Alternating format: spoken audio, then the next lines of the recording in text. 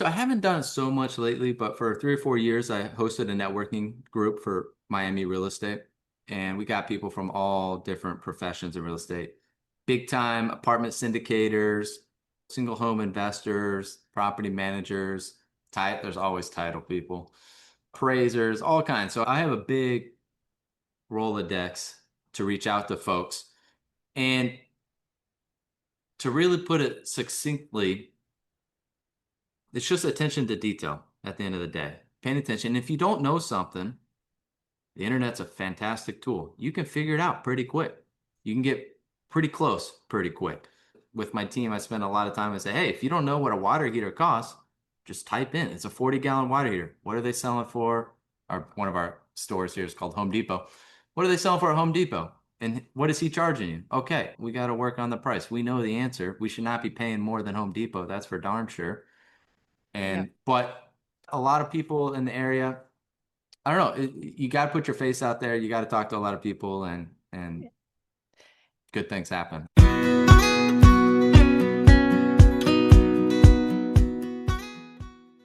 Hey there, and welcome to the Property Management Podcast. Thank you so much for having me in your ears today.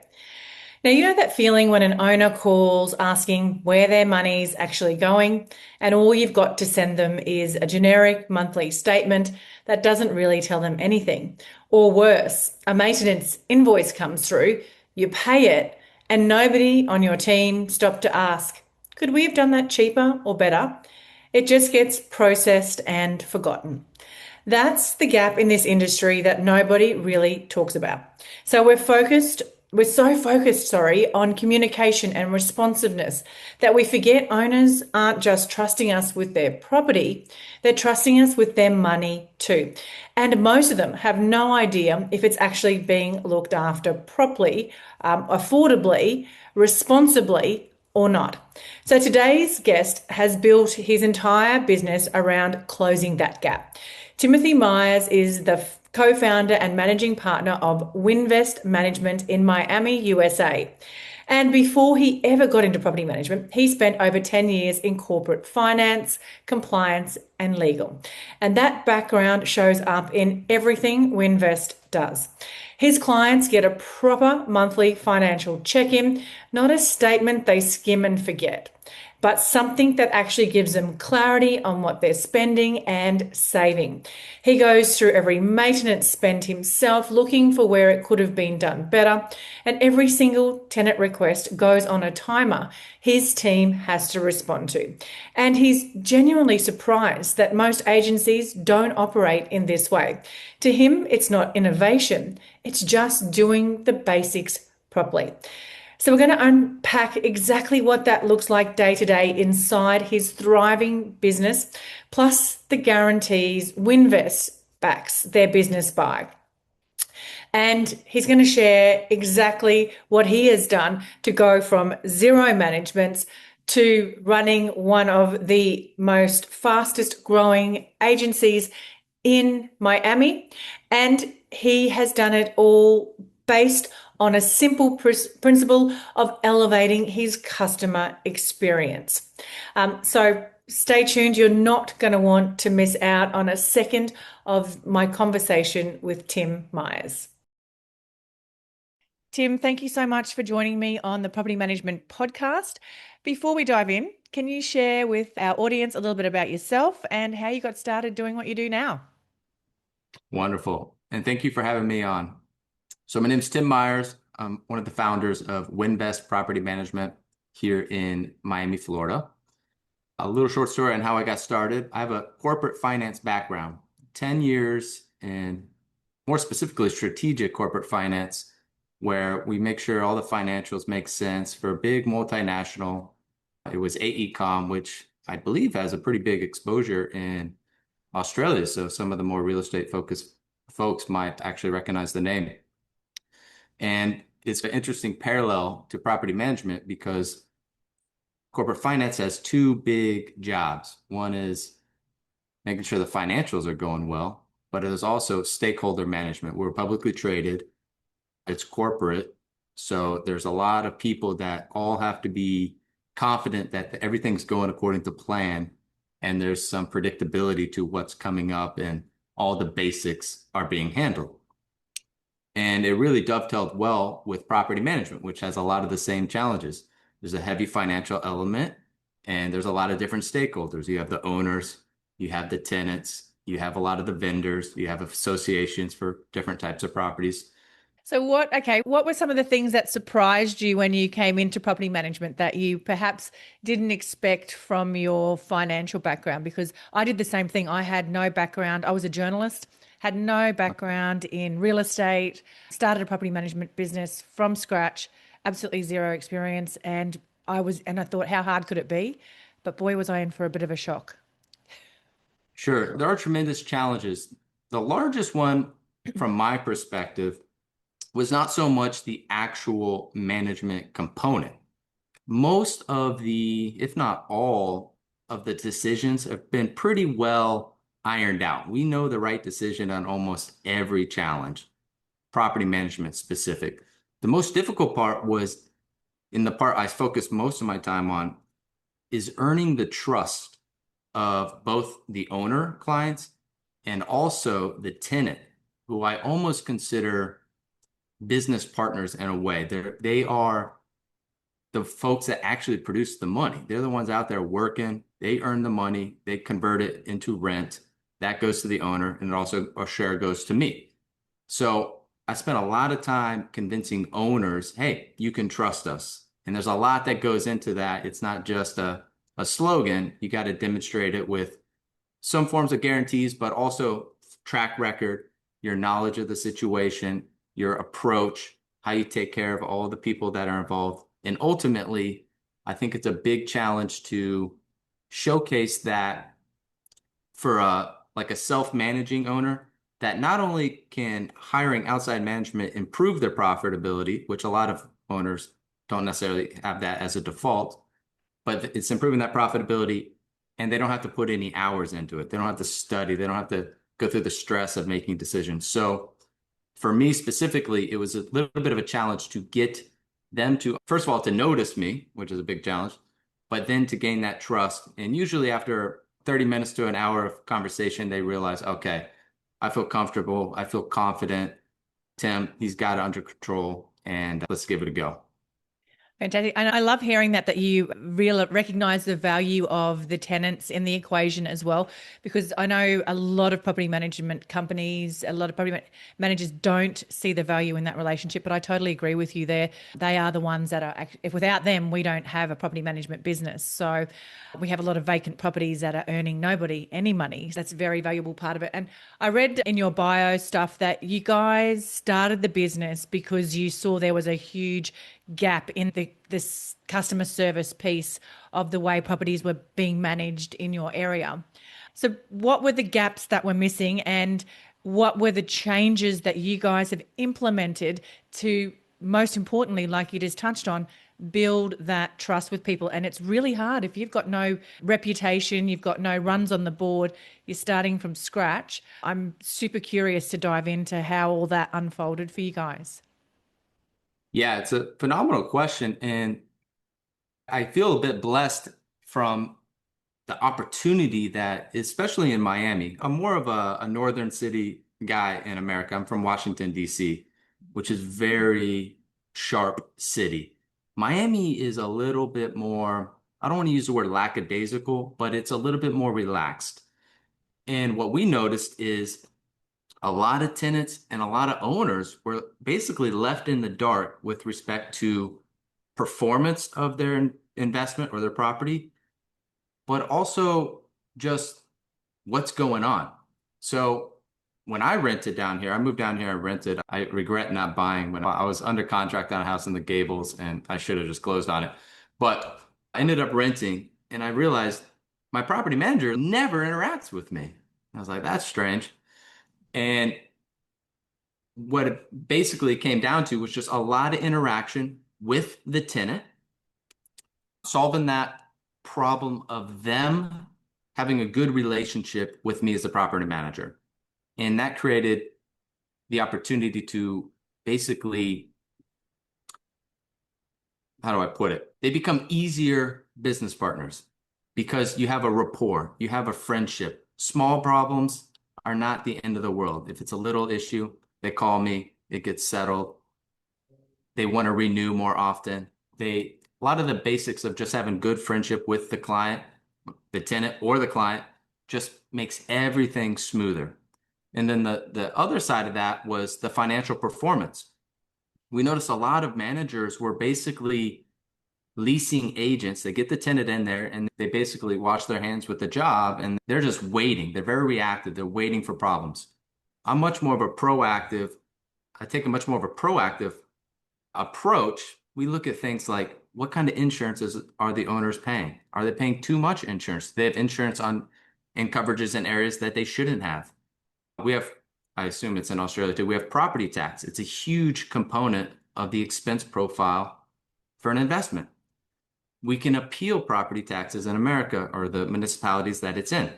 Are we paying to, or the owner paying too much in property tax? So we start, okay, how do we make sure this investment is making the most money possible, is in alignment with the strategic goals of the owner? Maybe they are looking to hold it for 1 year, then disposition. Maybe they're looking to hold it for 10 years and prepare the site for redevelopment. Maybe they're just looking at it as a legacy product that they want to be able to hand down to their children or grandchildren. Each scenario has a little bit of a different solution, so to speak. So we spend a lot of time making sure we have alignment with the owners. Where do you want to take this property? You give us that information. We develop a plan. We keep them up to date. For example, we do monthly commentary. So every single month, the owner receives their statement. There's commentary about what's going on. What's the Oh, forecast look like? so What's it's the just annual budget look yeah, like? so it's not just an automated statement like in Australia we just No, send out. no, So, absolutely. oh, wow, okay, that's really cool. Yeah, keep explain that a little bit more. Yeah, and it doesn't take a lot of time. We go through processes and procedures, just like this is my corporate background coming into play. We go through the same stuff every month. So everything gets a touch every single month. The owners get a touch, the tenants get a touch, the financials get a touch. It's compared to the forecast, compared to the budget, just true premier financial management. And when that happens, you get commentary. Okay, we're on track. Oh, we're having this little problem come up. The city is overcharging you for water. It turns out it's a broken meter. So we're working on that. But just to let you know, we're working on it. It might take a few months, but it's on the path. Opportunities. Hey, we got 3 applicants interested in your unit. We're going through it. We got 2 really good ones. This one is XYZ. This one is ABC. What do you think? So we found that a lot of owners were missing that touch point. They were just kind of left in the dark. They would just receive a lease for signing. Here, sign this lease. Or, oh, by the way, there's a water heater that's been leaking for 3 months and we need to replace it ASAP. They get advanced lead time on maintenance and big things like that. So the commentary is what I like doing the most. It keeps me close to the property, allows the whole team to interact with the property. Everybody sees what's going on. Everybody gets to share their input. And in my mind, it reduces the probabilities and the severity of negative impacts dramatically, while also being able to take advantage of all the opportunities that exist where there might be an improvement. Oh, we checked on the property tax record. You're paying 3 times, maybe not 3 times, you're paying 30% more than your neighbor's paying on that same condo unit. So let's go to the tax appeals expert and get that tax down. Stuff like that. So That it adds up. It's a little bit of effort, but it's kind of fun to be able to make sure you're up to speed on what's going on. I think that's perfect way for you to set yourself up as the expert, which is what they want as well. They want trust.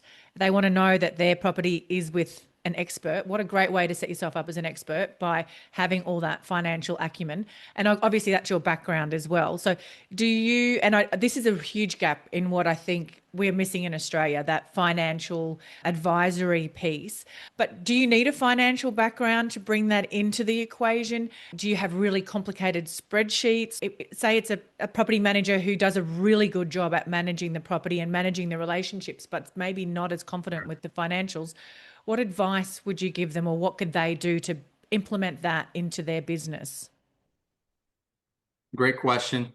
It's not financially difficult as long as you get the basics down. Obviously, we have top line revenue, rent coming in.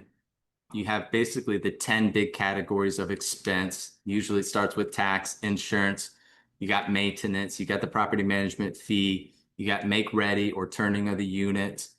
You have a few other smaller things like advertising and things of that nature, marketing, photos, and then you have that usually all walks down to a profit, right? And I think the biggest thing you can do to get good at financials is try to predict what they're going to be. Just write it down. It could be in a spreadsheet, doesn't have to be super sophisticated. But when you go through that motion of predicting what it will be, you have something to look at and something to compare to. And you're saying, I thought it was going to be XYZ. It was off. Why was it off? Did I miss it? Is this something that caught us off guard? Okay, now you're a little bit smarter. You're not going to get caught by that same mistake again. But that continuous predicting what the future is going to be, that's what really highlights problems while they're still really small or before they even exist in the first place. But you don't need a high level financial acumen to really be good at financials. You just need to give it time and attention, and it will happen. And almost all, I don't know how sophisticated a lot of the managers are in Australia, but I assume they're using property management software. Almost all of them have a form of predictability, forecasting. They have the accounting included. So it shouldn't be that difficult. As long as they're just giving it the attention, they should be just fine. Absolutely. One of the other aspects that I love that you guys do with your company is you offer the rental guarantees. Or so yeah, can you just explain that? How has that been received? Again, it's something that we're not a lot of agencies do in Australia. And if they do, it's just like a addition to their website. I Sure. don't know if it's actually really followed through. So how does that work? And has that made a big difference to your business as well? It has made a difference. It gives people a viewpoint on what we care about. And most of our guarantees are about what we do, not necessarily results focused. We can't guarantee X amount of rent. We're not becoming a middleman. We're not renting the property and then renting it out, which in that case, we would be able to do guarantees of certain amounts of rent. But we guarantee the things that we can control: inspection timelines, how we handle evictions, how we handle a big important one is how we handle the transfer from a current property manager to us. I got to tell you, we've lost clients here and there. It's not the end of the world, but transferring our information to the new property manager, we do it on a silver platter. Here's everything. Here's all the leases. Here's all the maintenance. Here's how everything's going. Here's all the contact information. We do a lot of condos. Here's the association. You're going to talk to this person, and we just make it super easy. But most of the time when we get a deal from another property management, it's like a black hole. Yeah. It's fighting tooth and nail, and we just basically result to, well, send in the information. We only need a few of the basics, and we just go through the effort of making the communications with the association, making sometimes we take over properties with tenants already in them, actually most of the time, and we get the conversation going with the tenant.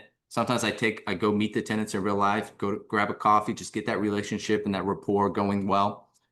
So we basically guarantee that we're going to make sure the transition is stress-free for the owner. They're already going through enough stress because they're so disappointed with their property manager, they want to make a change. But we go through everything to guarantee that is going to go well if it's in our power. So that's mostly what the guarantees are focused on. We also have some response guarantees. We got a decent sized team, so we can handle all responses within just a couple hours. Most of them are immediate. And that's another big important thing. There's been a lot of stories from owners where there's been a maintenance request sent in and the property manager doesn't get back to them in 2 days or 3 days, if ever, sometimes never. So we have a shared system for communication. So when something comes in, the entire team sees it. And it also tracks in the system. We have service level agreements internally so that if a maintenance request comes, there's a clock that starts and they get responded to appropriately. So you don't have a situation where, oh, I forgot. No, there's no I forgot with us. It's the clock's going, so you got to respond. So our guarantees kind of showcase what we prioritize, what our own standards are, and they get transferred to the clients who are the owners or the tenants in some cases. And have you found is that a good selling point for you when you're trying to convert new clients across to your agency? And just expand also, because I know you started from scratch. What Sure. were some of the ways that you grew your business to start out? And I'm asking you Yeah, double they questions. I'm sorry. no, it's fine. I can handle. This is nothing compared to the investor calls when they're talking about earnings per share, and I'm like, no, we're gonna be fine. So the guarantees to me are oftentimes are like icing on the cake. I believe that when you're in conversation with a new client, whether it's the tenant or the owner, because everyone, I call it, maybe it's a harsh word, I call it negotiating, but it's part of negotiating is getting comfortable with the other side. Obviously, pretty much every single deal that's ever been made, they are all win-win deals. So you have to find that common ground where you're benefiting the other side, whether it's a prospect looking for a place to rent or lease, or an owner looking for someone to manage their property. If you don't spend the time and effort to understand their situation to be able to present a deal structure that is good for them and also good for us, there are situations where you could present a deal that's bad for the property management. Now you're 3 months into this thing and you're like, oh my God, what did I get myself into here? So you really do have to spend a lot of time on the due diligence with the parties to make sure you're on the same page. And what I found is that is the lion's share of the work to get a new client. The guarantees are like icing on the cake. They're stated, they're public, you're putting your neck on the line, so to speak. You're not just spewing some hot topic talking points to try and entice them to sign here, sign now, sign fast. It's a much more personal experience and it takes a little time. Same with the tenants. Tenants are looking at a place, they might be considering another place, or they might think their rent's too low, or excuse me, too high, and they want it lower. They're unsure, but then they feel good that the management companies can be taking care of them, and they're like, okay, let's go. So the guarantees, I wouldn't say they make the deals, but they just add that extra little icing on the cake and just make them feel much more warm and fuzzy that it's not just some BS on a conversation. Sorry, I forgot the second piece. Remind me So of the the second second question. piece was, how did you start growing your business? Oh, referrals. Yeah, yeah, yeah. Referrals are What the did you best. do? Referrals are the best. Yeah. So we had a little bit of a jump start. We brought over a small book of business, but referrals is where it's at. And I love referrals because they really showcase the real deal. I'm not going to refer a business that I don't like or have lack of respect for to somebody else, like my friend.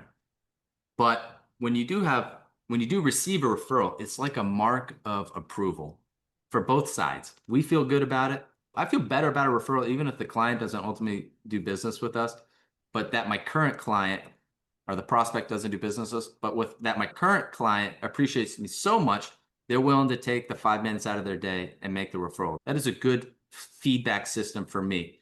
And we do push it fairly heavy. And I think that's a good thing because we truly believe what we provide is of a benefit to almost all owners in our niche, which is single family homes, condo units, smaller apartment complexes. If they have one of those and they're reasonable on their plan for the future on what they want to do with that property, I feel like we can satisfy that their needs every time. So it just makes it easier when you get a referral because a lot of the concerns are reduced and it's really your only way to start. You could start knocking on doors and stuff, but it's a little too doesn't showcase the right sometimes it doesn't showcase the right high level approach. And I got nothing against going out and trying to win in business, but the referrals are the easiest and they really come with a lot of credibility behind them. And I think they're the most honest because you got somebody using their voice to vouch for you. And it's just a feel good story all the way around. It feels good for them too. They got to help their friend solve a problem in their life too with their management. Absolutely.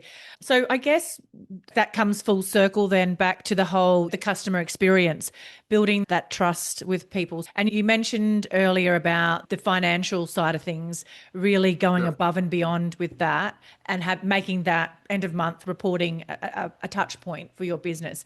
What are some of the other customer service elements that you saw were lacking in the industry or the local market when you started your business? Because I believe that that lack of service was part of the driving force behind you guys starting Winvest? For sure. Yeah, the communication is the biggest one, number one. The performance, and when I say performance, a full soup to nuts performance. It's not just, do I get a warm body in there paying rent? It's, in my mind, much more than that. There's a responsibility component as well. That might be, especially in Miami, we manage many multi-million dollar condo units. People have $10,000 couches in there. They want to make sure the tenant coming in is not going to be partying and destroy their couch. So there's a responsibility and a level of respect that has to be understood that we have for their property. I treat their properties just like my own investment properties. I'm very tight when it comes to spending money. Now, I don't mean as in there's a problem, let's not pay for it. There's a problem, how do we solve it in the best manner? A lot of it comes down to vendors too. We don't tend to use too much of our in-house maintenance team for bigger jobs. They're all unlicensed, the in-house, and they're for more of the small jobs, changing light bulbs, doing some paint work here and there. But big things like HVAC, HVAC, big electrical jobs, roofing, things like that, when you got to really go to the market, I think on average, we negotiated down to less than half what the original quote was, almost always. And I see a lot of firms, they might get 10% off, 15% off, and they act like that's a huge win. And I'm like, yeah, but if you did it yourself with your in-house labor, it would be like 30% of what they're charging you.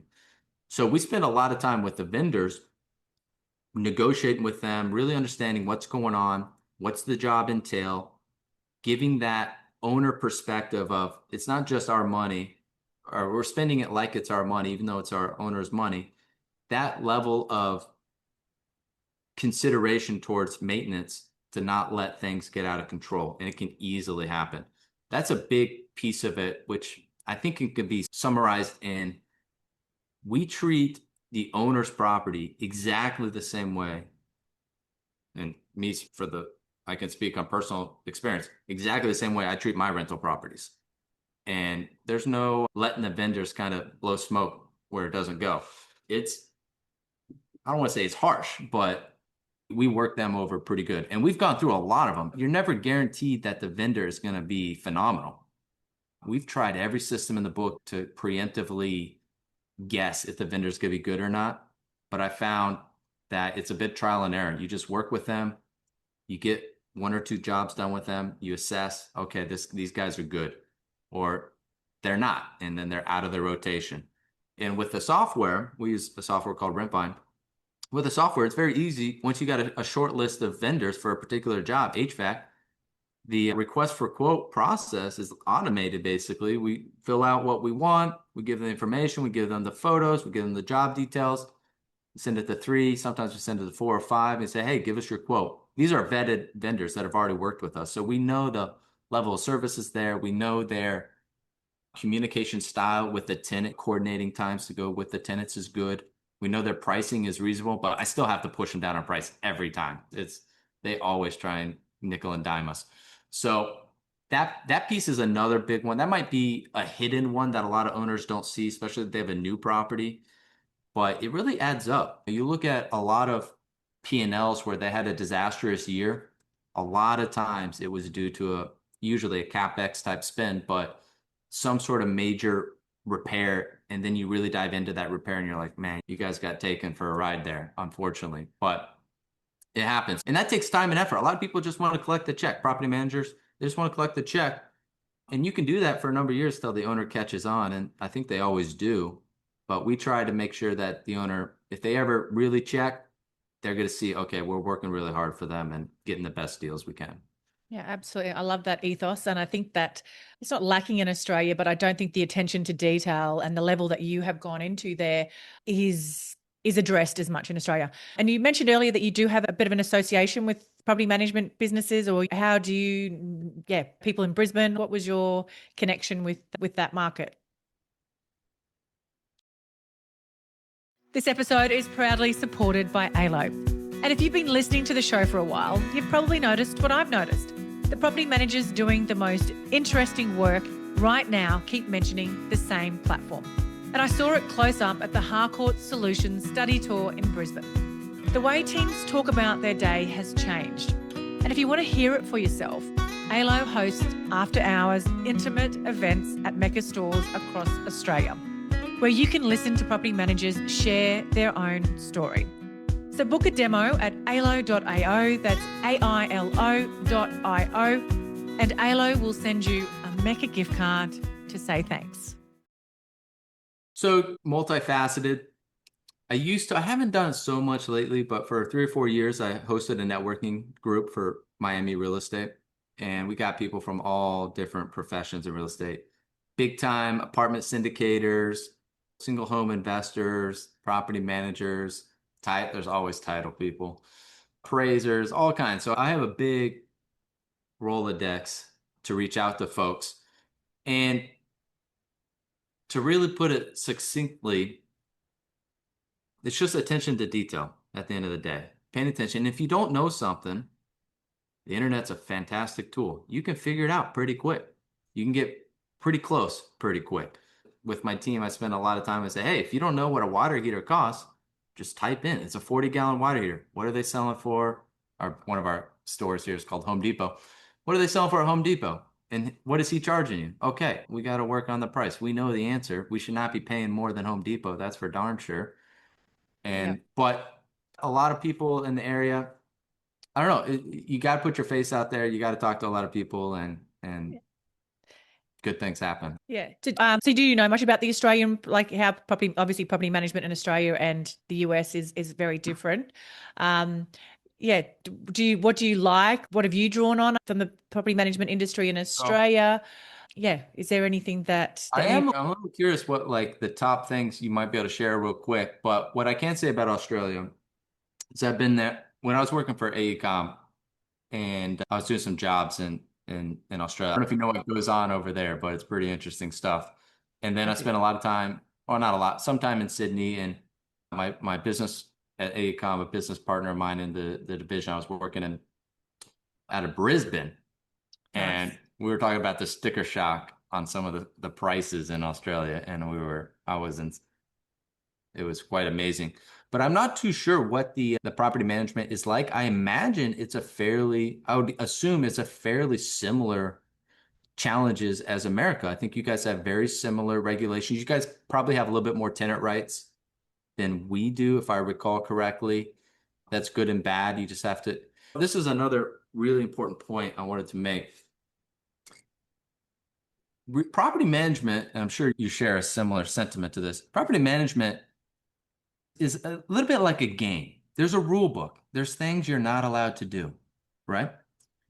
And I'm not a rule breaker. I'm not insinuating that I violate the rules.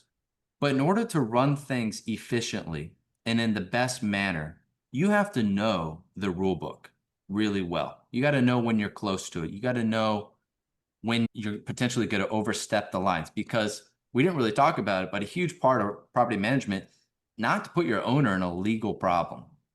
No owner wants to hear, oh, we just got a call from attorney. There's a lawsuit coming. Heads up. Nobody wants to make that phone call to the owner.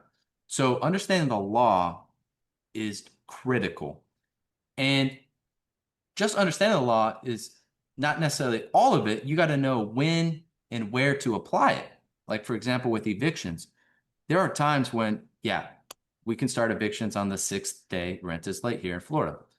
Maybe that's the right decision. Maybe it's not. Maybe working with the tenant a little bit is a better decision for all involved. Better for the tenant, better for the owner, less vacancy. Maybe it was a small issue. It's not, I know the rule is day 6, so bam, the post goes on the door. So that legal component is very important to be aware of and to navigate carefully so that you're always on the cutting edge of what you can do and you're not putting yourself in a world of hurt. But I am a little curious. Do you have maybe one or two top pain points owners are experiencing in Australia? I'm just kind of curious what's going on over there. Yeah. I think legislation is definitely, we've just gone through a whole heap of, in most states in Australia, we've gone through a whole heap of new legislation changes, which do sway largely in favour of tenants. So we have got a bit of a exodus of investors selling out of the market in Yeah. some states. So that's probably a pain point. Our government has also just made it really hard. It's taxing investors in a different way.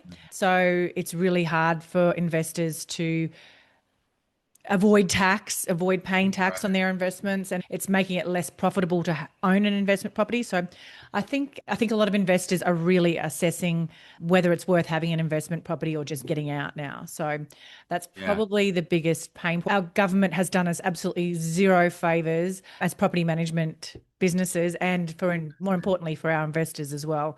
It's made it Are hard. most of your regulations and laws at the Australia level, or are they down more to, I don't know what you call the So territories, I states, think, yeah, states or state, territories. Yep, yep. the Yep. states or cities level? I'm just curious if most of the rules are set high level or more zoomed in. So the tax implications are set at the federal, the Yeah. Australian level. And then each state and territory have their own legislation around managing how properties are managed and handled. It's all a little bit confusing, and and I deal in my consulting side of my business, I deal with all the different states and territories, clients in all those areas. So yeah, it's a little bit challenging Sure. in Australia. And I think for property managers, it can be quite stressful, especially we've had a lot of changes back to back each Yeah. year. There's new stuff Wow. coming. So I think that for the property managers themselves, the issues are there's a lot of stress, there's a lot of burnout, a lot of uncertainty. A lot of people, a lot of businesses are losing. Like I said, a lot of investors are selling their investments, their portfolio sizes, we call them in Australia, or their number of doors Sure. is reducing quite dramatically, which obviously puts them under financial pressure and that sort of thing. So there's a few challenges in the Australian property management sector at the moment, but like everything, it all goes in cycles. We'll see what Yeah. the next cycle. If you can get them while they're cash flowing positive when it's rough, maybe it comes back. So one of the unique things with America is most of our regulations are at the state level. And obviously we have 50 states. A lot of the states are incredibly restrictive, very heavy on tenant rights to the same degree, where investors are saying, hey, if my capital is not being respected, if my ownership rights are not being respected, I'm gonna leave. And they're doing it. And Miami is in the state of Florida, of course, and that state and city is probably the most, maybe not the most, but when you add in the quality of the weather and the location, Miami specifically, is by far the best ownership locality, possibly in the world. When you really zoom out and you say, which city is the best to own property? Miami might actually be the city because the ownership rights are protected very well relative to what's in America. Obviously, America is you don't have a risk of the government coming in one day saying your property is now my property. So you don't have that risk. We have a very strong military, the property respected, and taxes. Yeah, the taxes are a bit high, but there are a lot of ways to mitigate taxes, especially with long-term holds. If people are going to hold an investment property, basically to hand it down to their children or grandchildren, which to me is why not do it? If you're making money on it, just keep the party going. You can get really good tax advantages doing that. And the income side can be offset. We have a lot on the depreciation side. I'm not sure if you guys are allowed to depreciate the Yep, asset, but we are. Yep. you can do a lot with depreciation and things of that nature. So that's interesting. So right now we're seeing a mass migration of people and owners to Miami from the more, you probably could guess, more California side, more New York City. It's really pushing a lot of that capital straight to Miami. So we're in a bit of a boom. We have, I think, five super tall, which is 1,000 foot, or I guess you're like 300 plus meter towers coming into Miami right now. It'll be the only city in America with, I think, more than three super talls. So the amount of capital is coming in is it's insane. Absolutely insane. That's amazing. Good time to be in the property management world then for you. Yeah. And I'm surprised, honestly, amazing that the level of service is not higher. I was actually incredibly surprised. I thought everybody would be doing what we're doing, but I have not seen one firm that does monthly commentary, for example. I don't know of a single firm that does it. And to me, it's like that's a basic service to provide. So if somebody was listening to this today and they wanted to lift their customer service this month, what would be the first thing that you would tell them to do? And I'm potentially the monthly And reporting, by customer, you mean the owner of the unit? the owner, the tenant, they wanted to just elevate their customer experience. For me, the very first thing I do is make sure I have an open dialogue with them. If I don't get the sense that I have an open conversation with my owner, if I'm worried to tell them some bad news, it's not a good enough relationship. If the tenant is worried to talk to me as the manager, that's not a good relationship. If they're holding back a problem, that's not good. So I think the first step is always to make sure.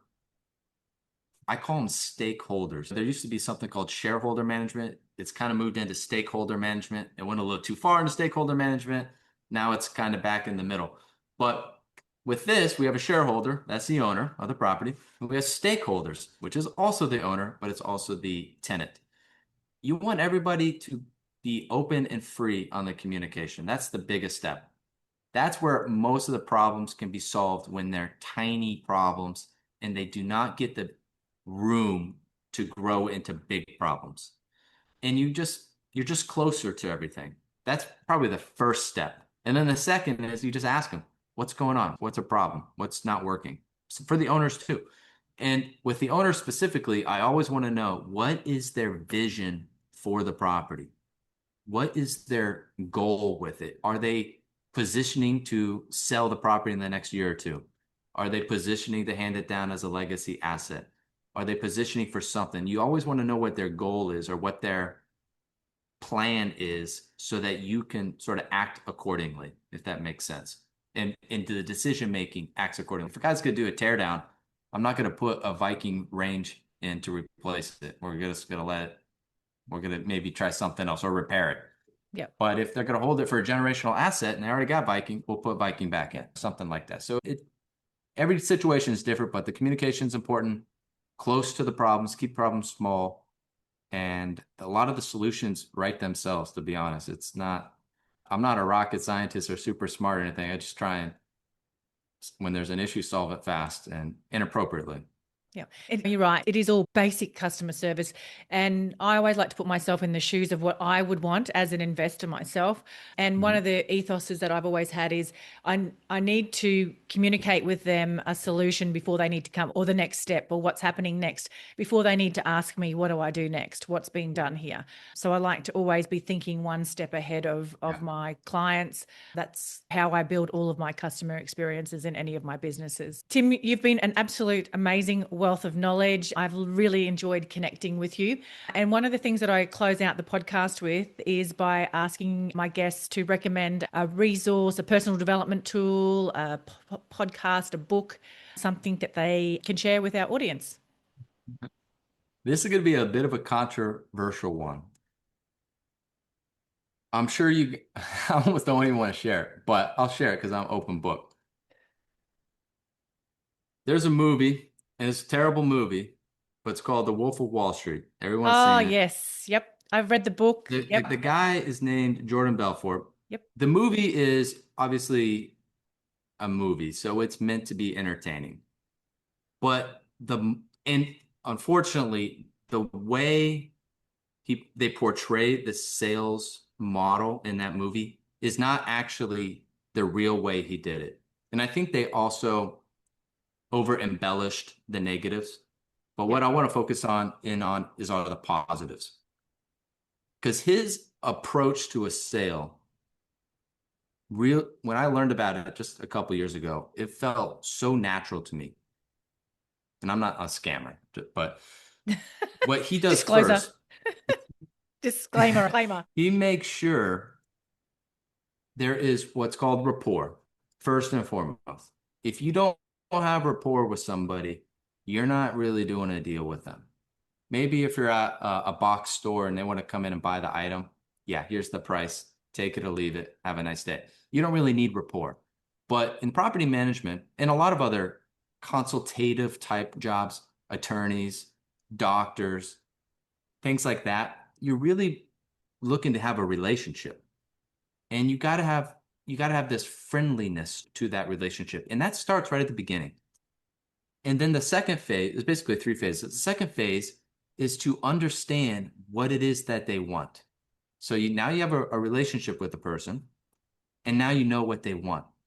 In my mind, only then can you really provide a solution that will actually be helpful to them. I see all too often, even in people I interact with all the time, they want to provide the solution before they even figure out what the problem is. And it really makes it jerky. Everything's jerky because you're almost shooting in the dark trying to solve this person's problem. Whereas if you just spend the time, and it's very enjoyable almost every time to get that friendship with somebody, if you just spend a little time learning about them, learning about the situation, learning about the problem and what they think the solution is, then you're able to really hit the nail on the head and give them what they want, and they feel much more comfortable. You guys are in sync on the plan. Everything is much smoother. Your recommendations come with a lot more validity when you say, I know what your solution you want. We can do that solution. However, there's an alternative for consideration. What do you think about this path? Because now they realize you understand what they want. And that's a huge milestone to achieve. And I think it's one that even here in Miami, a lot of property managers skip over. And they just go straight into, you want to maximize your profit, right? Okay, great. Give us the deal. And it's, yeah, but they want to have a lot of the other bells and whistles too. And you got to know what those are. And I think what you've highlighted there is, and something that a lot of us don't do well, is listening more than we're speaking. Having that patience to really, instead of going into sales mode and wanting to sell, stepping back from selling, finding out what the client really wants. And then that sells, or they tell you what they want is important. And then that's what you sell. You just have the solution to what they want.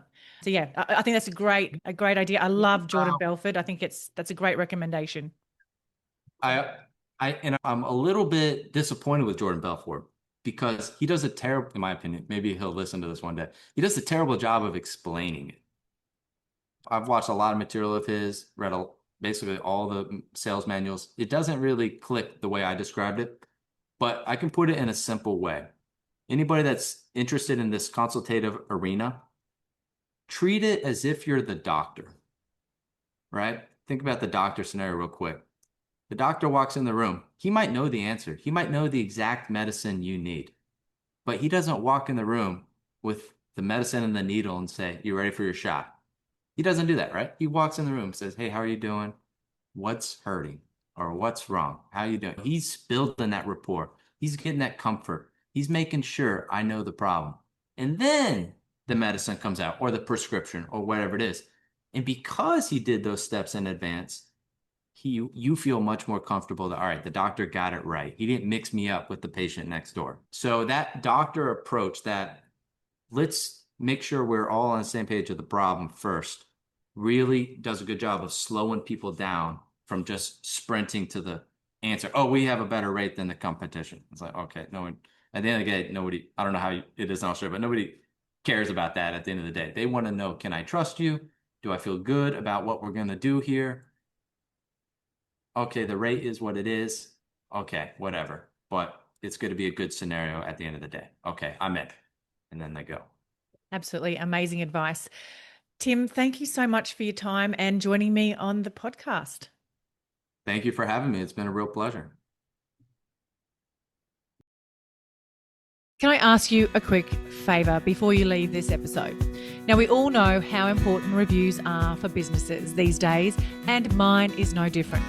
If you could spare just a minute to follow, rate, and review this podcast, it would mean a lot to me. In fact, what would get me super excited is if you share this podcast with someone in the industry who you think might need to hear some of the episodes right now.